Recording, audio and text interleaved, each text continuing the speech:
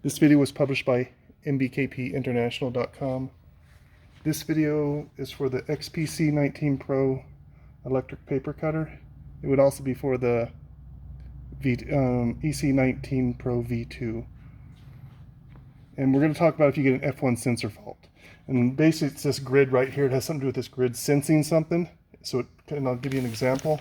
If you have paper, here's one reason why you could potentially get, if you have a big stack of paper that's hanging out and it's going to affect the sensors. So I'm going to try to do a cut here. And it automatically does infrared fault. I'll do it again.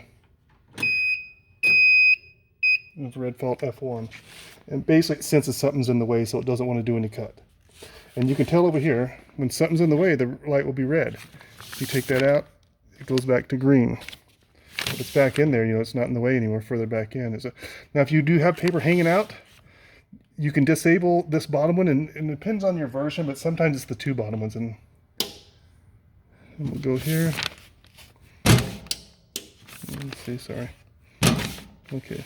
Yeah, see, now it's fine here because the bottom ones are disabled, but if you go here, get to that one, it's not disabled. And basically, you're going to look for, you got a red light or green light. If you got a red light, that's why you're getting it. And it senses something in the way. But I guess it could potentially do it. It could be green and you go to cut and it gives you the error, and that could be something else. But we'll go over this here. The first thing you're going to want to do, you're just going to make sure nobody's like got their hand right here to cause this sensor fault. If somebody puts their hand in here like that, or anything goes in here at all, it's going to trip the red line. It's going to cause an F1 sensor fault if you're trying to cut. So you want to make sure nobody's hands are in there, or you don't got anything else hanging down here that could trip these lights here, these sensors. And basically, again, the paper, if it's hanging out too far, that'd be another. You'd want to disable this bottom sensor here. And but with this button on the side, I don't know if you've seen it, that disables it or enables it. These bottom two, usually some older version was just the bottom, but it's either the bottom one or the bottom two. If you're not getting anything in here, your hands, paper not hanging out too far, things like that, and it's still doing F1 sensor fault, there's two other things that can be possible. You got the actual grids here, or the motherboard. And actually, one other thing, sometimes there's a problem with these stickers here. These are just stickers that peel off, and the windows just blocking it a little bit, thinking there's something in the way. So if you're going to go to replacing these infrared boards, you're going to have to take these stickers off anyway. So I'm going to take these off. That one off.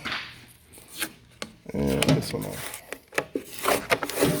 Sometimes I've seen some where these windows are tinted and they get a little dirty and they start having trouble. Or anything, if they're not lined up perfectly on it, it could be blocking some of it. So with these stickers completely gone, the sensors should be fine, be able to get a good view. And now you can see the screws that hold them in. That's why I had to take them off if you're going to replace the sensors. Go down here, it's a little bit easier to see the sensors. You also want to make sure they're lined up as close to the center as possible. These are at the bottom edges, and sometimes a little bit will be cut off, but if too much is cut off, that would be your issue. And you can loosen these and adjust them to fix that, to get them a little more centered. But a lot of times they're going to be on the edges or just slightly cut off part of it, but it should be fine unless there's a lot cut off. And then you can look at this side too for the same reason, make sure these sensors are showing.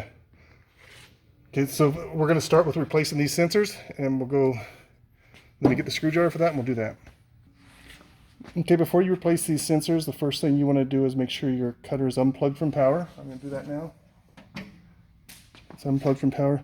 And this is your side plate, just cover. There's 6 or 7, I think it's 7 screws there, Phillips screws, so you just take those out.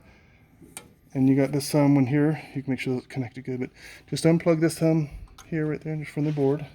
Set it to the side, and you're going to be replacing this board here. And all it is there's a wire here that goes to your motherboard. And then this ribbon cable, it goes from this sensor board through your electronics compartment and to the other sensor board. So it connects the two sensor boards together. And this one just is to the motherboard. I'm only going to show replacing this one in the video. The other one's the same thing, except it will not have this, and it will not have this. It will not have this connected. It'll just be a plate. It'll come off, and all you'll have is this and the two screws holding it. So we're going to go ahead and take this off right now. Yeah, I took out that one there. There's one more. I just hold it with my finger and then use the Phillips on the other side. If you have to, someone can hold it with a little pair of pliers. Again, make sure this is unplugged from power. And there are some plastic spacers behind these screws, so when you take the screw out, the spacer could fall down in here. Let me go move forward. I'm going to hold this and I'm going to take it off. I heard one of the spacers fall.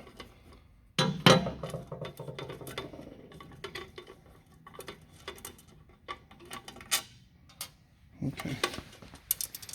Again, the spacers fell down there. It's just a spacer for that goes. Oops. I'll get that later.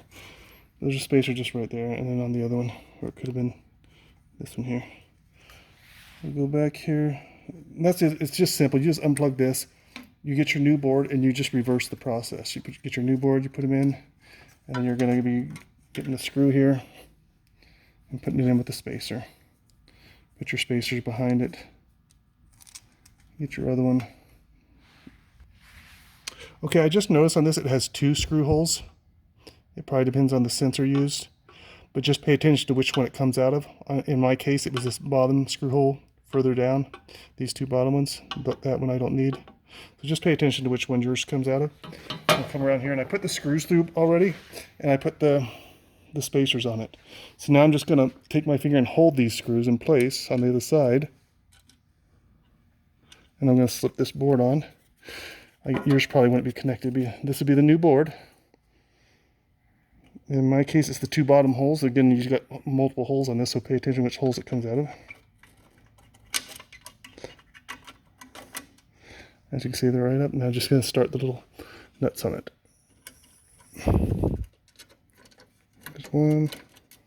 And let me find the other. Go ahead. Okay, I went ahead and put the other nut on, so you got both nuts on now of the new board. This was the same one, but in your case it'd be a new board. I just lightly snugged it by hand, so now there's play in it now. Up and down, side to side, and come around the other way here.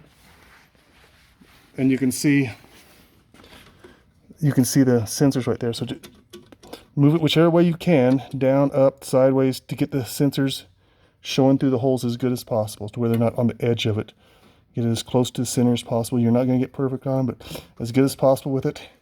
In this case, it's pulling down this way on the board, and then once you do that, you can hold this side here, and then come around and tighten it down here.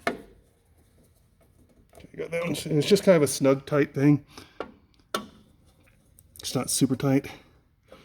You may have to get something to hold the nut on the other side, or if you can't do it with your fingers. Now you're just going to plug it back in right here. Just going to find it there, right there it is. Sorry. Kind of hard to see at the blinding light of my eyes. Go ahead. Okay. Sorry about that. I was having trouble find it there. Just got to get it in there.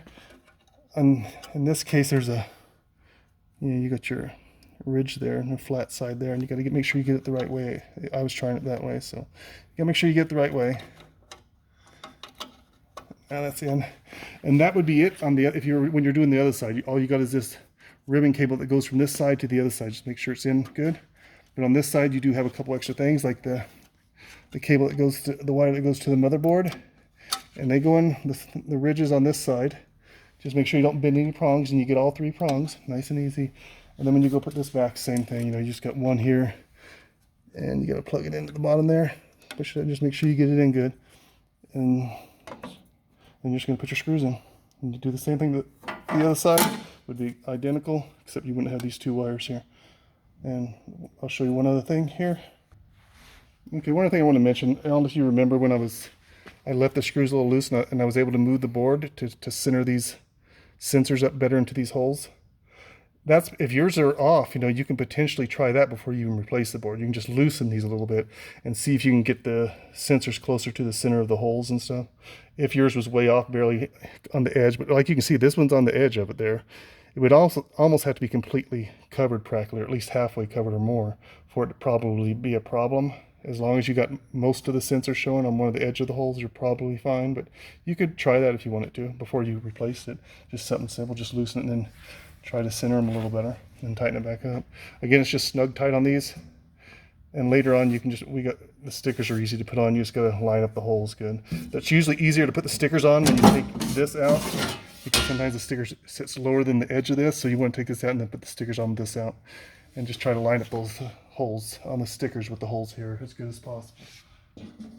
But before you put the stickers on, if you replace your boards, before you go back to put the stickers on, I would use the cutter for a couple days to make sure it's working properly, because if you put the stickers back right away and you have the issue again, you're not going to know if it's your sticker that you put on that you're not quite lined up, or the sensor board still didn't fix it. So don't put your stickers on until you're sure everything's working properly for a few days. Then you can always put the stickers back on later. Okay, so that goes for that. And here's the ribbon wire I was telling you. There's a hole down the bottom here that you just feed it through, and it just goes all the way across to the other side, up into the other side. All it is a ribbon wire. You can inspect your ribbon wire if you want to see if there's any cuts or damage to it. That could be a potential problem too that you're having. If there's any cut or damage to it, make sure it's not damaged in any way. You can run your hands down it and look at everything closely, and make sure both sides are plugged in good. That'd be another thing. Make sure one side didn't come unplugged. So check the ribbon cable on both sides. Make sure they're plugged in good. Check this wire. Make sure it's plugged in good. And this wire here is just let's see. This looks like it's this one here. Let me double check.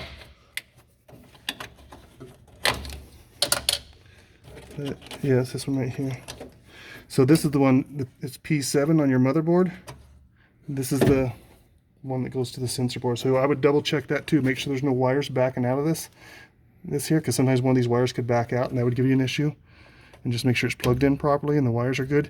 You can inspect this wire all the way down too. You have to take these tops off by pushing in right there and pulling up at the same time. And the top will pop off of this, so you can inspect the wires all the way down. Make sure it wasn't pinched anywhere, like on this, get pinched and damaged. In this case, it's fine.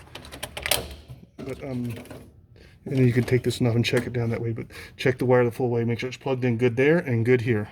Again, you want to make sure this thing is unplugged from power. Do not be messing with this motherboard or any electronics compartment if this thing is plugged into power. So unplug it from power before doing this.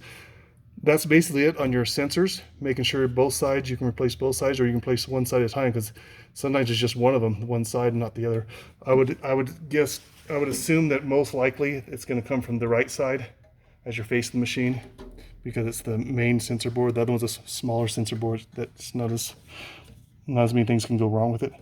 Most likely it'd be your right side, but there's a possibility you're left. And the last thing is the motherboard. The motherboard controls everything. It could be bad and giving you the F-1 sensor fault too. So you could potentially have a bad motherboard, but again, check that plug first. And we do have a video online for replacing the motherboard. So if this doesn't fix it, what we've done so far, then I would go with replacing your motherboard. And again, we do have a video online for that. You can replace the motherboard. It's not very hard to do. You're basically just gonna make sure you get your wires back on the correct order. And you got 4 screws holding it, and spacers, plastic spacers just like that, head under it.